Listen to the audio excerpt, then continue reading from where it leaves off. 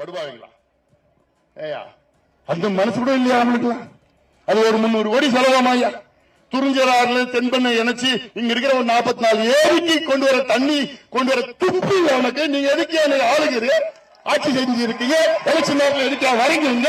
ஓட்டு கேட்கறீங்க, என்ன நம்பிக்கையில ஓட்டு கேட்கறீங்க? இது வானம் பார்த்த பூமி, விவசாயத்தை நம்பி இருக்கிற மக்கள் கூலியா இருக்கு. காலகாலமா நீ கூலியா தான் இருக்கணுமா? காலகாலமா நீ விவசாயம் செஞ்சுட்டு இருக்கணுமா? காலகாலமா நீ ரோடு போடணுமா? காலகாலமா கல்லு உடைக்கணுமா? காலகாலமா ஆடு மாடு மேய்க்கணுமா? காலகாலமா அந்த பாலை கறந்து அதை தான் வாழ்க்கையை ஓட்டணுமா? உன் பிள்ளைங்க படிக்க கூடாதா? படிக்கணும், கௌரவமா இருக்கணும்.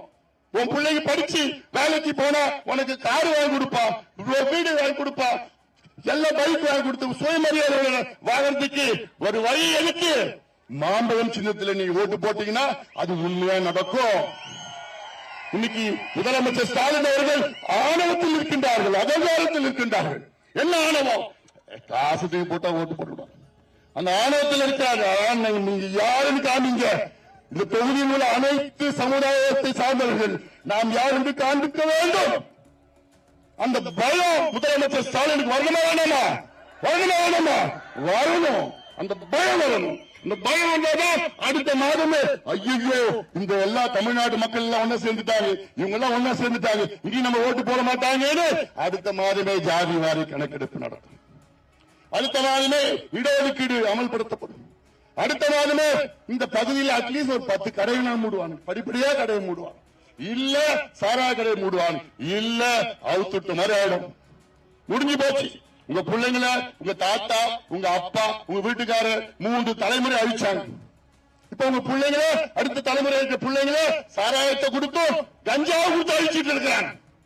எங்க பார்த்தாலும் கஞ்சா, எங்க பார்த்தாலும் கஞ்சா, தெரு தெருவா, வீதி வீதியா, கல்லூரி கல்லூரியா கஞ்சா கஞ்சா கஞ்சா கஞ்சா காக்கை நரேன் அப்படின்னு எந்த இருக்கிறானோ எல்லாம் வித்துட்டு இருக்கு.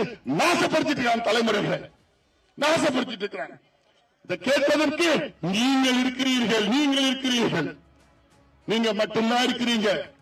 உங்களை நம்பிதான் இருக்கிறோம், உங்களை நம்பி இருக்கோம். அந்த நம்பிக்கை ஏன்னா இது நான் ஏதோ விக்கிரவாண்டி தொகுதி பிரச்சனை கிடையாது, இது ஏதோ விழுப்புரம் மாவட்ட பிரச்சனை கிடையாது.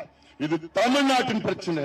தமிழ்நாட்டின் மான மரியாதை உங்கள் கையில் இருக்கிறது, விக்கிரவாண்டி தொகுதி மக்களுடைய கையில் இருக்கிறது.